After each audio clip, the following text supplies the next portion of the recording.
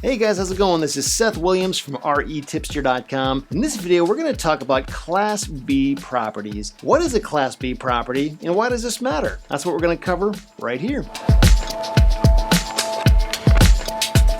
So Class B properties are upper middle class homes that aren't perfect in every regard and don't have every luxury known to man, but they're still pretty nice. And a lot of people aspire to live in these types of properties because they still offer a pretty high standard of living without being so extravagant that they're completely out of the average person's reach. Class B neighborhoods are areas where the homes are a little bit older, in the 10 to 30 year old range. Residents are typically in that middle to upper middle income bracket. And Class B properties appreciate fairly well, but they may not appreciate as well as Class A properties do. The deferred maintenance in a Class B property usually isn't anything atrocious, but there's usually going to be something that needs tending to right after you buy one of these properties. Now, some of the pros of buying Class B properties is that they're just a lot less expensive than Class A properties. They typically rent out to middle income families, which provides a pretty steady tenant base where turnover is a bit lower. And these residents will take pretty good care of their homes because there's just a higher expectation of the tenants. And Class B properties will also hold their value for a long period of time. Now, some of the cons of investing in a Class B property is that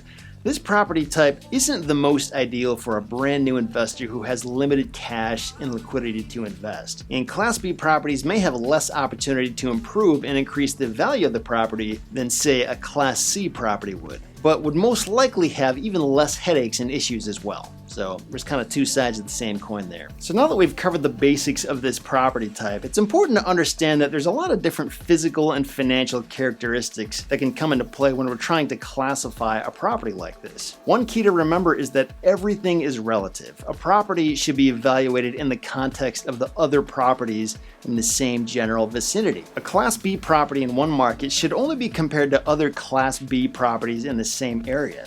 It wouldn't be fair to compare the Class B properties of New York City with the Class B properties of, Grand Rapids, Michigan. It's just not a fair apples to apples comparison. So I hope you found this video helpful, and if you did, you'll probably want to check out this next one, all about something called gentrification, which has a lot to do with taking certain class properties and actually changing it to a different class level over time. I think you'll find it pretty interesting. Be sure to check it out.